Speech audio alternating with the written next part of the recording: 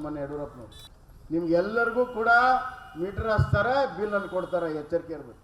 ಅಷ್ಟೇ ಅಲ್ಲ, B C ಪಾಟೀಲರು ಕೃಷಿ ಸಚಿವರಿದ್ದಾಗ ಭಾಳ ಆಸಕ್ತಿಯಿಂದ ಉತ್ಸಾಹದಿಂದ ನನ್ನ ಮೇಲೆ ಭಾಳಷ್ಟು ಒತ್ತಡವನ್ನು ಹಾಕಿ ರೈತರ ಪಂಪ್ ಸೆಟ್ಗಳಿಗೆ ಡೀಸೆಲ್ ಏನು ಖರ್ಚಾಗ್ತಾ ಇದೆ, ಸಾರಿ ರೈತರ ಪಂಪ್ ಸೆಟ್ಟು, ಆಯಿಲ್ ಇಂಜಿನ್ನು ಮತ್ತು ಟ್ರ್ಯಾಕ್ಟರ್ಗಳಿಗೆ ಏನು ಡೀಸೆಲ್ ಖರ್ಚಾಗ್ತಾ ಇದೆ ಅದರ ಭಾರವನ್ನು ಕಡಿಮೆ ಮಾಡಬೇಕಂತ ಹೇಳಿ ಇವತ್ತು ಅದರ ಮೇಲೆ ಸಬ್ಸಿಡಿಯನ್ನು ಕೊಡುವಂಥ ಕಾರ್ಯಕ್ರಮವನ್ನು, ವಿಶೇಷವಾಗಿರುವಂಥ ಕಾರ್ಯಕ್ರಮವನ್ನು ಇವತ್ತು ನಾವು ಮಾಡಿದ್ವಿ.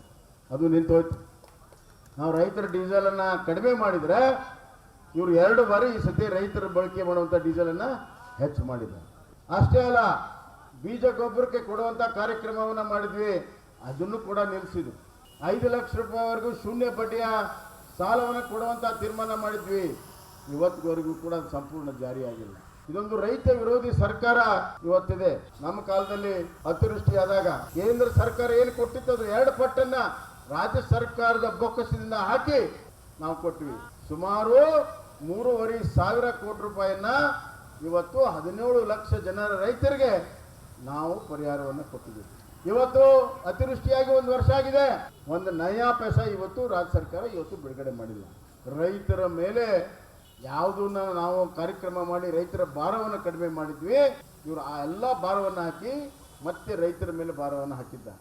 ನಮ್ಮ ನಾಯಕರಾದಂಥ ನೆಚ್ಚಿನ ಪ್ರಧಾನಮಂತ್ರಿ ನರೇಂದ್ರ ಮೋದಿ ಅವರು ಏನೆಲ್ಲ ಕಾರ್ಯಕ್ರಮವನ್ನು ಕೊಡ್ತಾರ ಅದನ್ನು ಸಮರ್ಪಕವಾಗಿ ಜನರಿಗೆ ಮುಟ್ಟಿಸ್ತಾ ಇಲ್ಲ. 17 ಲಕ್ಷ ಮನೆಗಳನ್ನು ಸ್ಯಾಂಕ್ಷನ್ ಮಾಡಿದ್ದಾರೆ. ಇವತ್ತಿಗೂ ಕೂಡ ಆ ಮನೆಗಳನ್ನು ಕಟ್ಟುವಂಥ ಕೆಲಸ ಇವತ್ತು ಪ್ರಾರಂಭ ಆಗಿಲ್ಲ. 5 kg ಅಕ್ಕಿ ಇವತ್ತು ರೇಷನ್ಗೆ ಬರ್ತಾ ಇದೆ.